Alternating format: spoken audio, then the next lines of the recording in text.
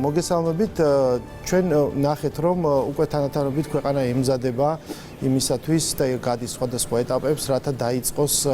აღდგეს პრაქტიკულად მთელი ის ციკლი, რაც ტურიზმის ინდუსტრიას უკავშირდება, როგორც მომსახურების სფერო, ასევე ვიზიტორების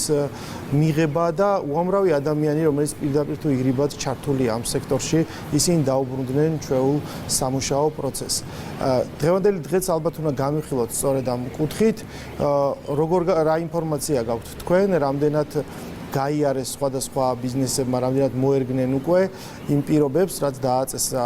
ხელისუფლებამ სხვადასხვა რეგულაციების თვალსაზრისით და კიდევ რა დროა იმისთვის დარჩენილი, რომ სხვა დანარჩენი ბიზნეს კომპანიებიც ადაპტირდნენ ამ გარემოზე.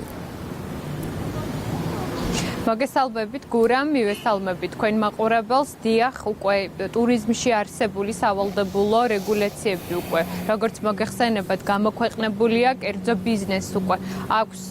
პერიოდი იმისთვის, რომ ძალიან სწორედ მოემზადოს და დაიწყოს დანერგვა და აღსრულება შესაბამისი რეგულაციების. ჩვენის მხრივ სახელმწიფომ შეიმუშავა ცალკეული პროექტი, სატრენინგო პროექტი, რომელიც რა თქმა უნდა მზად არის სრულებით უსასყიდლოდ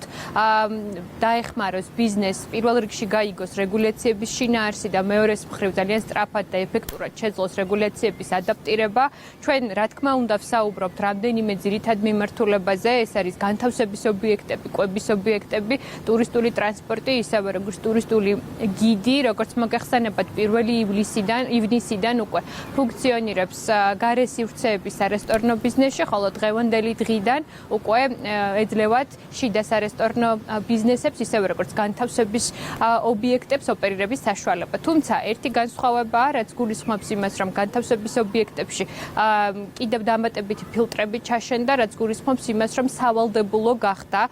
უმთავრესად ყველა განთავსების ობიექტის საწყის ეტაპზე ინსპექტირება, იმ შემთხვევაში თუ კი განთავსების ობიექტი აკმაყოფილებს ჯანდაცვის სამინისტროს მიერ დაწესებულ რეგულაციებს, მას შემდეგ მათ მიენიჭებათ საქმიანობის ოპერირების საშუალება და მხოლოდ ამის შემდეგ ექნებათ სასტუმროებს იმის საშუალება, რომ მიიღონ შიდა თუ საერთაშორისო მოგზაური. ეს არის მნიშვნელოვანი ციკლი, რამე თუ ჩვენთვის კიდევ ერთხელ ხაზს გაუსვავ, მთავარი არის ტურიზმის ეტაპობრივად ამოქმედება, ისე რომ პირველ რიგში დაზღვეული გქონდეს ჩვენი ქვეყნის მოქალაქეების ჯანმრთელობა და რა თქმა უნდა პრევენციული იყოს ყველა ის აქტივობა, რომელსაც ჩვენ გავატარებთ საერთაშორისო მოგზაურების ჩამოყვანის ქვეყანაში. უკვე არსებული ბიზნესებიდან რამდენმა და სასტუმროებიდან რამდენმა გაიარა ეს ეგრეთ ესე ვთქვათ ავტორიზაცია და როგორ მიდის ეს პროცესი, ანუ მათ ხო არა აქვს სხვადასხვა ბიუროკრატიული დაბრკოლებები და აქვე რაც შეეხება ბარემ რო გადავიდეთ კარანტინის თემაზეც, კარანტინის რეჟიმი სახელმწიფოს მიერ მართული გაგრძელდება თუ არა, რომელ სასტუმროებში იქნება და საერთოდ ხო არ მოუწევს ამას პარალელურ რეჟიმში ფუნქციონირება. ბიზნესები ახდენენ ეტაპობრივად რეგისტრაციას, ჩვენ გვესმის, რომ ბიზნესი სჭირდება გარკვეული დრო იმისთვის, რომ სრული მზადყოფნა ჰქონდეს, მაგრამ სანამ ინსპექტირებისთვის იქნებიან მზად, აქ მნიშვნელოვანია იმის ხაზგასმა, რომ ჯანდაცვის სამინისტრო ყოველდღიურ რეჟიმში ახდენს ათეულობით განთავსების ობიექტის კონტროლს და შემოწმებას, საიდანაც არის ნაწილი სასტუმროების, რომელიც ვერ აკმაყოფილებს დღევანდელი დღის მოცემულობით იმ რეგულაციებს, რომელიც სავალდებულოა, თუმცა ასევე არის ძალიან ბევრი სასტუმრო, რომელმაც ძალიან წარმატებით გაიარა რეგულაციები. რაც შეეხება თქვენ კითხვას, ჩვენი პროექტი კარანტინების მიმართულებით გრძელდება. როგორც მოგეხსენებათ, ჩვენ როდესაც საუბრობთ ტურიზმის გახსნაზე, ტურიზმი გაიხსნება ეტაპობრივად, რაც ბუნებრივია, გვაძლევს იმის საშუალებას, რომ მაქსიმალურად ვიყოთ დაცულები, ამიტომაც ჯერ კიდევ მსოფლიოს მასშტაბით რჩება ძალიან ბევრი ისეთი ქვეყანა, სადაც დღევანდელი დღის მონაცემებით მწვავეა ეპიდემიოგრაფია, შესაბამისად ჩვენ ვალდებულები ვართ იგივე პრინციპით ვიზრუნოთ ჩვენი ქვეყნის მოსახლეობის ჯანმრთელობაზე და გავაგრძელოთ პროექტი, რომელსაც ჰქონდა ძალიან დიდი ღირებულება COVID-19-თან ბრძოლაში. შესაბამისად იქნება იგივე პრინციპით შერჩეული განთავსების ობიექტები საქართველოს სხვადასხვა კუთხეში, სახმელეთო საზღვრებთან, ისევე როგორც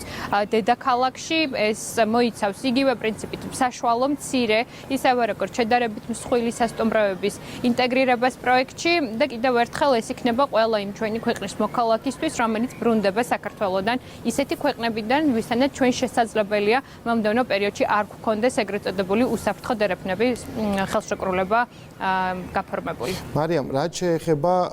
რაც შეეხება მოლოდინს, ანუ თქვენ გაქვთ ინფორმაცია ტუროპერატორებიდან, ავიაკომპანიებიდან 1 ივლისს, როდესაც გაიხსნება უკვე მიმოსვლა, თუ გაქვთ წინასწარ ინფორმაცია, ანუ რა მოლოდინი შეიძლება იყოს, რამდენად ისე მასშტაბურად აღდგება ვიზიტორების ნაკადი, როგორია წინასწარი მოლოდინი იმისათვის, რომ ანუ გესმით, რომ ძალიან ბევრი ადამიანი, ვინც ამ სექტორშია ჩართული, ისინი დამოკიდებული არიან და მთელ ამ ესე ვთქვათ, მიწოდება მოთხოვნის ჯაჭვმა, რომ სრულფასოვნად იმუშაოს, საჭირო არის მათ შორის ეს ტურისტების მიღებაც. თუ გაქვთ წინასწარი მოლოდინი, ვთქვათ რა რეისებია დაგეგმილი, რამდენი ადამიანი შეიძლება ჩამოვიდეს და რამდენად სწრაფად შეიძლება, რომ საქართველოს ესე ვთქვათ, გაიხსნას ტურიზმის ნაკადისთვის, იმიტომ რომ ჩვენ როგორც ვადევნებთ თვალყურს საერთაშორისო პრესაში ბევრი იწერება იმის შესახებ, რომ საქართველოს უსაფრთხო ქვეყანაა, ხდება სხვადასხვა ჩამონათვალში, ამ მხრივ რა მოლოდინზე შეგიძლიათ ისაუბროთ. გურამ, თქვენ სწორედ აღნიშნეთ, საქართველოს ნამდვილად მოხდა ამ ძალიან მოკლე პერიოდში საერთაშორისო არეალში, როგორც ერთ-ერთი მსოფლიოში ყველაზე უსაფრთხო მიმართულება, ისეთი გავლენიანი გამოცემები წერენ საქართველოს შესახებ და ასახელებენ საქართველოს როგორც ამომავალ ვარსკვლავს ტურიზმის ინდუსტრიაში, როგორც არის Forbes-ი, Washington Post-ი და ასე შემდეგ. ეს ახლა რა თქმა უნდა, პირველ რიგში სასარგებლოა ქვეყნის ძალიან გრძელვადიანი პოზიტიური იმიჯის დასამკვიდრებლად და მეორე რიგში ეს ეხმარება ჩვენ კერძო სექტორს ძალიან სწორ დროს, ესეთ რთულ დროს მოიზიდოს სტრატეგიული სამიზნე ბაზრებიდან ტურისტები. თუმცა თქვენ კითხვას რაც შეეხება აქ, რა თქმა უნდა მნიშვნელოვანია და ჩვენ ამაზე გამჭვირვალეთ და ღიად ვსაუბრობთ, რომ ტურიზმი ივლისში გაიხსნება ძალიან ფრთხილად და გაიხსნება ეტაპობრივად, მიუხედავად იმისა, რომ ჩვენ მადლიერები ვართ იმ შექმნილი მდგომარეობით, რომელიც კოვიდთან წარმატებულმა ბრძოლამ მოგვიტანა და საქართველოსადმი ინტერესი ძალიან დიდია. მაგრამ ჩვენ რა თქმა უნდა გამიზნულად, სრულიად ორგანიზებულად ამ პროცესის მართვას უგეგმავთ. შესაბამისად გაიხსნება მხოლოდ ის ქვეყნები და ძალიან ლიმიტირებული რაოდენობა ქვეყნები, სადაც ამ ეტაპისთვის არის ძალიან პოზიტიური ეპიდმდგომარეობა, ეგრეთ წოდებული მწვანე ქვეყნები. შესაბამისად ეს პროცესები იქნება ფრთხილი, კონტროლირებადი და მერე ეტაპობრივად უკვე იმ პირველი გამოცდილების შესაბამისად, რომელსაც ქვეყანა, ჩვენი კერძო სექტორი და თითოეული ჩვენგანი დავაგროვებთ ტურიზმის ფრთხილად გახსნის ჭრილში, რა თქმა უნდა ეტაპობრივად დაემატება ქვეყნების ჩამონათვალი, თუმცა ხაზს გავუსვავ კიდევ ერთხელ, რომ ქვეყნების დამატება იქნება სრულებით დამოკიდებული მეორე ქვეყანაში არსებულ ეპიდმდგომარეობაზე. თუმცა ის ვალდებულები ვართ, რა თქმა უნდა, ვიზრუნოთ უსაფრთხოებაზე. ის მწვანე ქვეყნები, რომელსაც იძახით, რომ იქიდან უსაფრთხოა ტურისტის მიღება, მეტნაკლებად, რამდენად არიან მზად იმისთვის და რამდენად არის მოთხოვნა, რომ საქართველოში ჩამოვიდეს ტურისტი. რა თქმა უნდა, ჩვენ როგორც მოგეხსენებათ პრემიერ-მინისტრის დავალებით, სხვადასხვა უწყებების სამინისტროები ერთობლივად გუნდურად ვმუშაობთ იმაზე, რომ მოხდეს ჩვენთვის სტრატეგიულ ქვეყნებთან უსაფრთხო დერეფნების ფორმატის შეთანხმება. მოგეხსენებათ, რომ ჩვენ უკვე დასკვნით ეტაპზე ვართ ისრაელთან და შესაბამისად, როგორც ჩანს, ისრაელი იქნება ერთ-ერთი პირველი ქვეყანა, რომელთანაც საქართველო გახსნის ტურისტულ მიმოსვლას, ისევე როგორც საქართველო იქნება, როგორც ჩანს, ისრაელისთვის ერთ-ერთი პირველი. ჩვენ ასევე აქტიურად თანამშრომლობთ და აქტიური მოლაპარაკებები ვაწარმოეთ ევროკავშირის სხვადასხვა სტრატეგიულ ქვეყნებთან, მათ შორის ბალტიისპირეთის ქვეყნებთან, ჩეხეთის რესპუბლიკასთან, ისევე როგორც უნგრეთთან და ასე შემდეგ. მოგეხსენებათ, რომ თითოეულმა ქვეყანამ, მათ შორის ჩეხეთის მაგალითი შემიძლია მოვიყვანოს საგარეო საქმეთა მინისტრმა რამდენიმე დღის წინ ოფიციალურად განაცხადა, რომ როგორც კი ევროკავშირის რეკომენდაცია იქნება მესამე ქვეყნებთან საჰაერო მიმოსვლის გახსნასთან მიმართებაში, მან დაასახელა საქართველო როგორც ერთ-ერთი პირველი ქვეყანა, ვისთანაც გახსნიან ტურისტულ მიმოსვლას. ეს არის ზუსტად ის შედეგი, რომლითაც დღეს შეგვიძლია ვთქვათ, რომ წარმატებულად მიმდინარეობს მოლაპარაკებები. რა თქმა უნდა, ჩვენ ისევე როგორც ევროკავშირის ქვეყნები ყველა ველოდებით ივლისის დასაწყისს, როდესაც ევროკომისია გამოიტანს იმ რეკომენდაციას, რომლითაც ვიხელმძღვანელებთ თითოეულ ჩვენგანი, ისევე როგორც ევროკავშირის ქვეყნები, მაგრამ მნიშვნელოვანია, რომ გატარებულმა სამუშაოებმა საგარეო საქმეთა სამინისტროს ძალიან მნიშვნელოვანმა როლმა ეკონომიკის სამინისტროსი განაპირობა ის, რომ საქართველო უკვე არის იმ რამდენიმე ქვეყნების ჩამონათვალში, რომელთანაც ევროკავშირის სხვადასხვა სტრატეგიული ქვეყნები მზაობას გამოთქვამენ ტურისტული ნაკადების მიმოწვრის. და ბოლოს რომ ვისაუბროთ ძალიან აქტუალურ თემაზე, რაც ეხება შიდა ტურიზმს. ანუ ჩვენ ვიცით, რომ საქართველოს შიდა ესეთი მსხვილი ტურისტული ინფრასტრუქტურა ძირითადად მაინც მორგებულია საერთაშორისო მოგზაურზე, გამომდინარე მომსახურებიდან, ფასებიდან და ასე შემდეგ. შიდა ტურიზმი ბევრი ქართველია და სხვა სტატისტიკაც არსებობს, რამდენი ხარჯავს ქართველი მომხმარებელი საზღვარგარეთ და ასე შემდეგ. შიდა ტურიზმიც კიდე ცოტა სხვანაირი. ანუ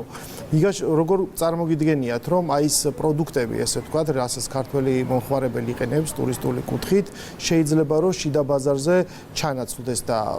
თუ კი ვერ ჩანაცვლდება ეს სრულფასოვნად, ანუ რა ბიძგი შეიძლება ამან მისცეს შიდა ტურიზმის განვითარებას იმისათვის, რომ ქართულ მომხმარებელზეც იყოს ორიენტირებული. გურამ მოგეხსენებათ, შიდა ტურიზმი ყოველთვის იყო ჩვენი ქვეყნის ერთ-ერთი მნიშვნელოვანი ტურისტული მიმართულება, განსავითარებლად ახლა კოვიდის